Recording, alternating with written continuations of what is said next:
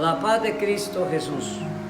Estamos hoy en esta tarde muy alegres, muy contentos por tener un tiempo tan valioso como es este.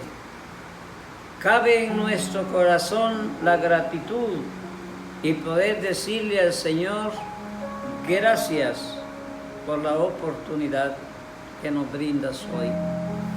Queremos hacerlo en una forma de oración para comenzar esta parte que es tan complicada, tan casi difícil, mas no imposible en los tiempos en que vivimos, y que es menester que todo creyente lo sepa, lo escuche y que sepa valorar lo que hay aquí a favor de la humanidad.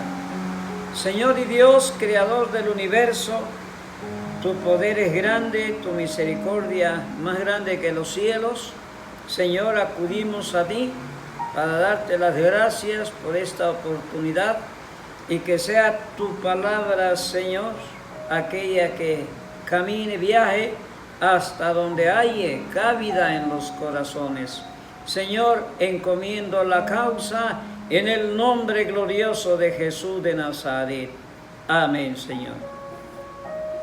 De esta forma podemos ver lo que antes sucedió y que hemos venido compartiendo con los hermanos, con los amigos, todo lo que sufrieron los apóstoles, todo y cada uno de los momentos difíciles, y también llega el momento de recoger el fruto del esfuerzo, llega el momento de gozar o disfrutar de aquel trabajo que desempeñaban aquellos varones conocidos como apóstoles del Señor o mensajeros del Señor Jesucristo.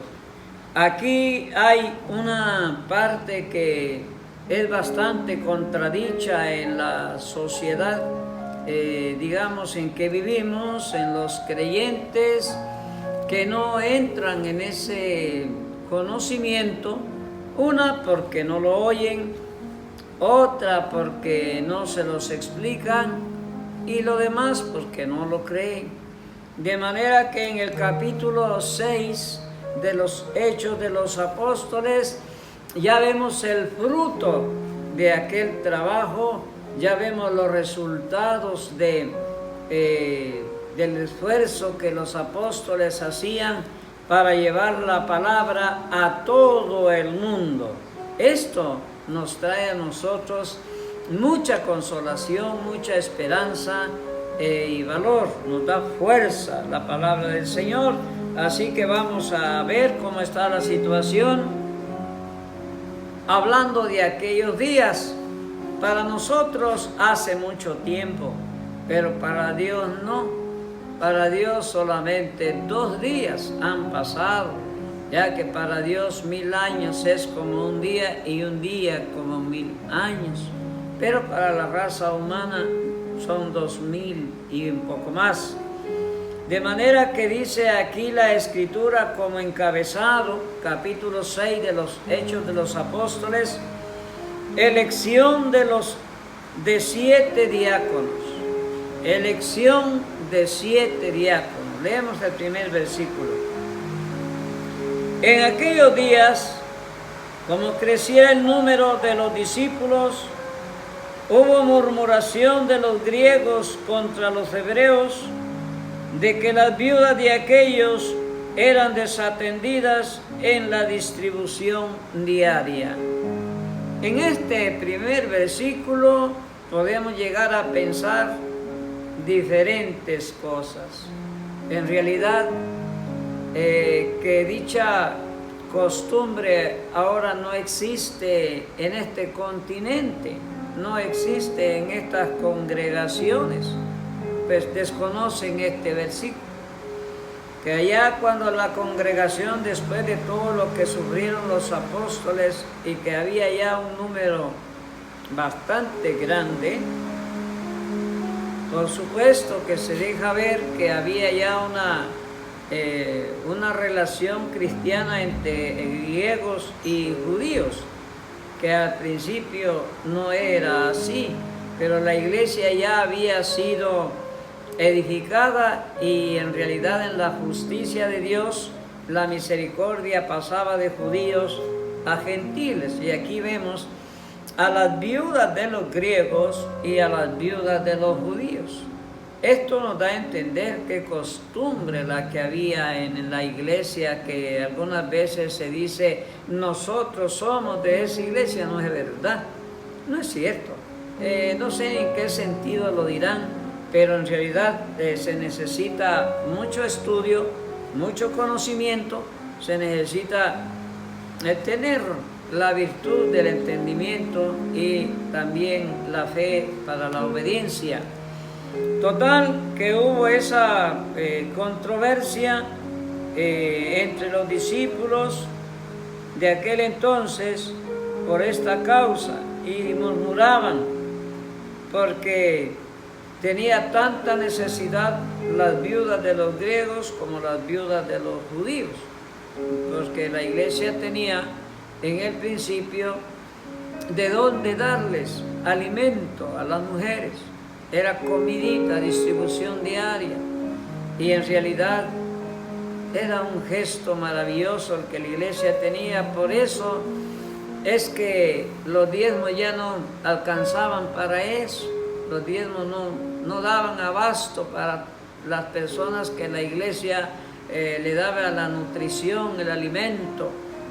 Por eso es que todo acabó con el número 10, porque había muchas viudas y muchos pobres también. Entonces, bueno, vamos para adelantito. De manera que hubo una decisión sabia de los apóstoles, que ya ahora estaban ellos predicando, que ya los tiempos habían cambiado un poquito por la cantidad de creyentes que se habían convertido al Señor. Ya había un poder grande, entre más creyentes mayor poder, y vemos ahí que los apóstoles les nace por el Espíritu una convocatoria. Entonces los 12 convocaron a la multitud de los discípulos y dijeron: no es justo que nosotros dejemos la palabra de Dios para servir a las mesas, dando a entender que los apóstoles tomaban ese trabajo. Eran 12, por ejemplo. ¿Cuántas viudas serían? Ay, medítenlo. Y tenían que ellos atender a las mesas a las viudas que les daban su distribución diaria. Esa convocatoria fue muy importante. Si hubiéramos estado presentes en ese momento, no sabría qué decir acerca de qué opinión aportaríamos con respecto a la elección de aquellas personas que iban a atender a las mesas de aquellas viudas. Bueno, dice este versículo 2 que preferían los apóstoles atender la palabra de Dios y no servir a las mesas.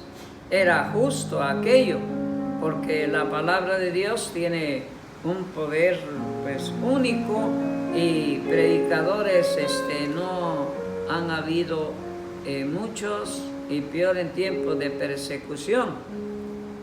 No, si en tiempos de felicidad como esta que gozamos hoy, hay predicadores, pero no de esta palabra, sino de su propia mente.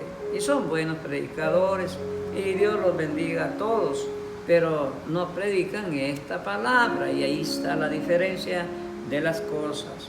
Por lo tanto, dice el versículo número 3 del resultado de esta convocatoria, enfocada en el verso número 3. Buscad pues, hermanos, de entre vosotros a 7 varones de buen testimonio llenos del Espíritu Santo y de sabiduría, a quienes se encarguemos de este trabajo. Aquí no se deja ver documentaciones literales, como por ejemplo, trae usted cartilla militar, traes tu acta de nacimiento, traes tu credencial. Pues fíjese que no. Aquí no habían esas cosas. Aquí eran virtudes de lo alto que reposaban en aquellos varones. Estaba aquel lugar lleno de personas. Había mucha gente ahí y muchos creyentes. De manera que no hubo problema para encontrar a estos 7 varones de buen testimonio. ¿A qué le llamaría usted buen testimonio? Llenos del Espíritu Santo y de sabiduría. Allá había mucho más, pero ellos solamente solicitaron 7. De manera que no hubo problema en la congregación y le pusieron la vista a 1, a 2, a 3, a 4, a 5, a 6. De manera que ellos los encontraron rápido, aquellos 7 varones que contaban con estas virtudes. El buen testimonio es lo que aporta a la persona ante el público, su comportamiento o su conducta. Ese es el buen testimonio. El mal testimonio es aquel que viene el domingo al culto y entre semana se va al baile, entre semana se va a las cuestiones que el mundo practica. Ese es mal testimonio.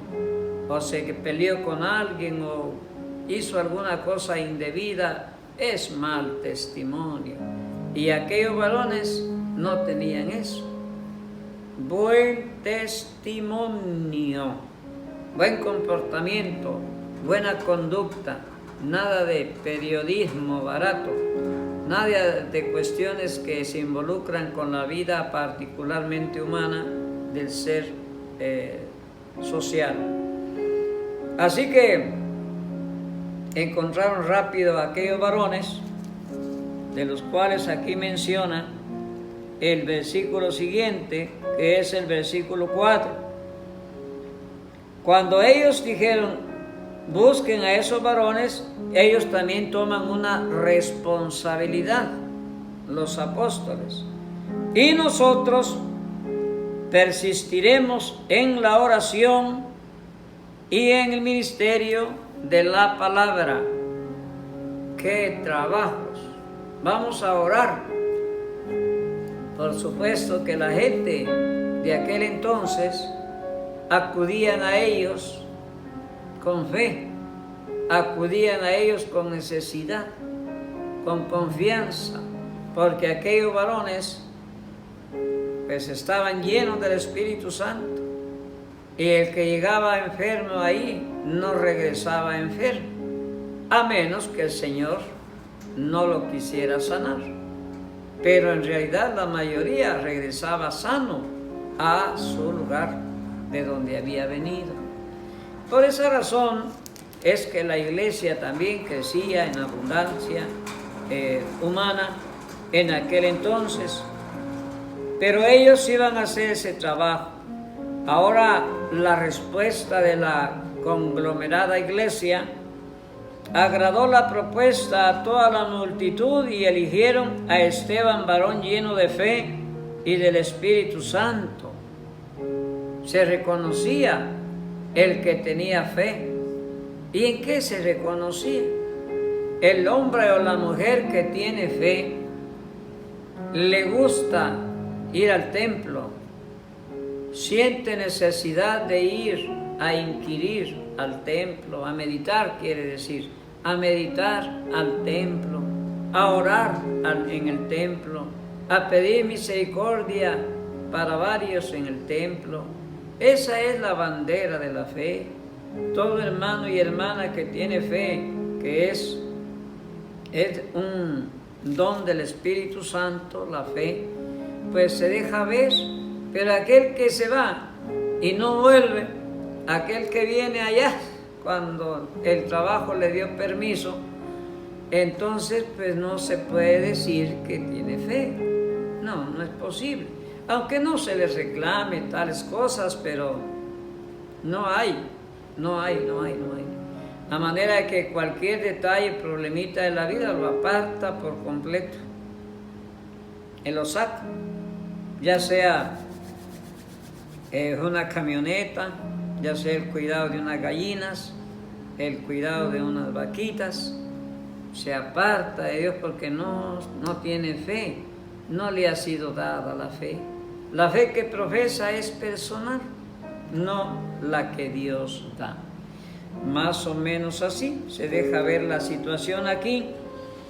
Este varón llamado Esteban, lleno de fe y del Espíritu Santo, a Felipe, a Prócoro, a Nicanor, Timón, Permenas y a Nicolás, prosélito de Antioquía, ya los encontraron. ¿Y qué hicieron? Vente, y los presentaron al altar, a donde estaban los apóstoles trabajando, orando y predicando. ¿Y los llevaron para qué? Para tomar las cosas formales y con seriedad. Aquellos fueron presentados en el altar donde ellos predicaban, y aquellos apóstoles hicieron lo que pudieran hacer algunos verdaderos ahora en este tiempo, porque esta es la base fundamental para la iglesia local, a donde quiera que se encuentre. Si desconocen esto, pues nada más lo lamentamos, pero la iglesia no se va a detener porque un grupo no lo entienda.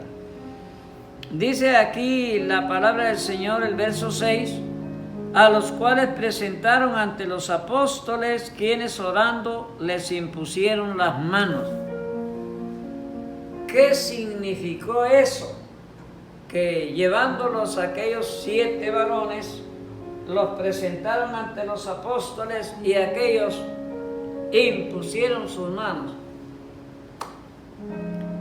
Ahí significa que aquellos recibieron autoridad eclesiástica, declaración, presentación, y la congregación que los escogió les dio autoridad también.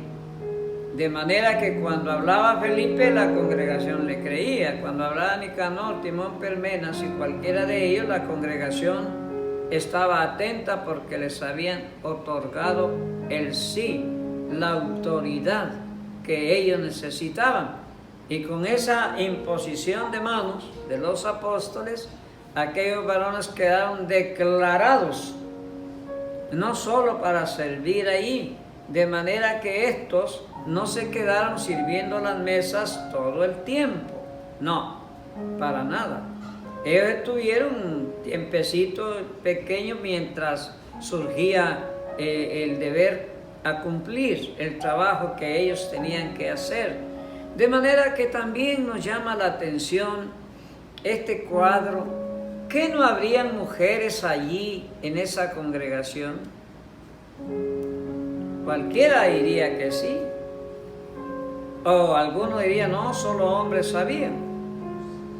Bueno, pues yo pienso que sí había mujeres, comenzando por las viudas. Ellas ahí estaban. Y habían muchas mujeres creyentes también. Pero resulta que la convocatoria dice a 7 varones. ¿Con qué claridad? Yo se hubiera dicho, busquen 3 varones y 4 mujeres, o 4 mujeres y 3 varones, ya que hay mujeres y varones para este trabajo, en vista de que son las mujeres a las que van a atender a las viudas, que sean las mujeres, hubiera dicho yo, pero fíjense que ellos no. Ellos dijeron buscar a 7 varones para esto.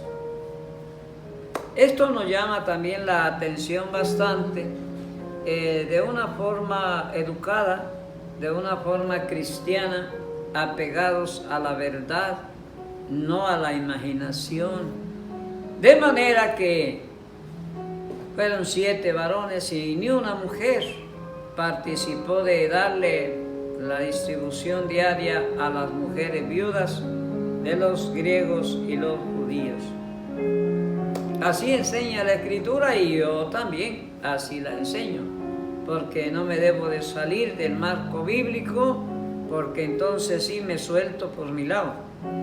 Claro, antes me gustaba predicar sin la Biblia y decía cuando pensaba, estaba en una telaraña, en una madeja, en el centro, ahí estaba yo, de aquel castillo que me abarrotaba solo hablando cosas que jamás había leído. Pero ahora no, si la palabra lo enseña, lo predicamos, y si no, no lo predicamos, ya que este no es un juego, este es una preparatoria en la vida cristiana, y todo hermano y hermana que se ajusta a esto, espere a Cristo con seguridad y confianza. Pero si ha agarrado otro camino, tenga cuidado, no lo va a encontrar, no va a recibir ese evento único que se aproxima la venida de Jesús. Entonces dice aquí el verso número 7, y crecía la palabra del Señor, y el número de los discípulos se multiplicaba grandemente en Jerusalén. También muchos de los sacerdotes obedecían a la fe. ¡Qué maravilla! Se cansaron de criticarlos, se cansaron de juzgarlos, de condenarlos, de todo lo que antes hemos venido viendo. Y ahora hasta muchos de los sacerdotes también entraban a la fe. Grandemente en Jerusalén también muchos de los sacerdotes obedecían a la fe. Esto da a entender que la fe requiere obediencia. El que dice que tiene fe pudiera decir soy obediente, pero la obediencia se niega cuando falta la fe, porque dice yo no creo así como usted enseña. Oiga, pero aquí lo dice, no, la Biblia lo dice, pero yo no lo creo. Entonces ni piense que tiene fe. No, esa fe no le va a llevar al momento de la definición final que conduce a la... Y hallamos de todas formas, a través de la bendita palabra del Señor, que aún después de esto que usted está viendo, seguía la guerra, seguía la controversia, seguía aquella constante lucha en contra de los apóstoles y en contra de los nuevecitos. Mire que ser diácono de una congregación trae consecuencias también. Al primero que menciona la Escritura, que fue el diácono, en este caso a Esteban, varón lleno de fe y del Espíritu Santo, figúrese lo que pasó, que muy apenas fue declarado como diácono en la iglesia, y sucede que en el verso número 8, oiga lo que dice la Escritura: y Esteban, lleno de gracia y de poder, hacía grandes prodigios y señales en el pueblo. Entonces se levantaron unos de la sinagoga llamada de los libertos y de los de Cirene, de Alejandría, de Cilicia y de Asia, disputando con Esteban, pero no podían resistir a la sabiduría y al espíritu con que hablaba. Bueno, había apenas comenzado a desempeñar el cargo de diácono y ya se le deja venir una palomía de religiosos, que aquí estamos viendo nosotros a esa gente de una sinagoga llamados los libertos. Mire qué bonito nombre se pusieron, y eran más esclavos que el diablo. Y de los de Cirene y de Alejandría, de Cilicia y de Asia, disputando con Esteban. Oiga, no era cualquiera, habían 4 agrupaciones De cuánto número no se habla, cuánto número, pero todos era una disputa enorme, pero no podían resistir a la sabiduría y al espíritu con que hablaba. Esto enseña muchísimo, que quiere decir que lo que Dios da es sabiduría, porque la sabiduría de Dios, que es Cristo Jesús, y Cristo vive en el corazón de los creyentes, el creyente debe y tiene que ser sabio, porque sabio es aquel que se aparta del mal, aquel que aborrece el mal, es sabio. Y bueno, entre otras cosas, entonces, oiga la astucia de aquella gente. Entonces sobornaron a unos para que dijesen que le habían oído hablar palabras blasfemas contra Moisés y contra Dios. Esa gente sí era malvada y perversa y se creían creyentes. Eran grupos religiosos, pero con el diablo metido allí como director de ellos, dirigente de ellos, que ahora estaban acusando falsamente a este varón llamado Esteban de que había hablado palabras contra Moisés, que era un personaje legendario de aquel pueblo, y aún contra Dios. No se limitaron a aquellos, no tenían medida, eran auténticamente discípulos de Satanás vestidos de oveja, que es más o menos poquito decir eso. Dice aquí, y soliviantaron al pueblo, a los ancianos y a los escribas, y arremitiendo, le arrebataron y le trajeron al concilio. Ahora iba Esteban preso otra vez al concilio que ellos tenían ahí. Era un lugar donde se disipaban los problemas pequeños, regulares y grandes en aquel entonces. Ahí los acusaban, los condenaban y en fin, el concilio. Entonces, y pusieron testigos falsos que decían: este hombre no cesa de hablar palabras blasfemas contra este lugar santo y contra la ley, pues le hemos oído decir que este Jesús de Nazaret destruirá este lugar y cambiará las costumbres que nos dio Moisés. Miren nomás lo que ellos decían. Bueno, hablando quizá con licencia, quizá no con licencia, pero ese lugar tenía que ser destruido. Pero este varón llamado Esteban no hablaba eso directamente, no, aunque él supiera en su corazón que sí, pero no lo hablaba. Pero aquellos eran gentes servidoras del mal y hacían estas afirmaciones, que hablaba este Esteban que Jesús destruiría aquel lugar que era muy importante para ellos y cambiaría las costumbres que tenía el pueblo.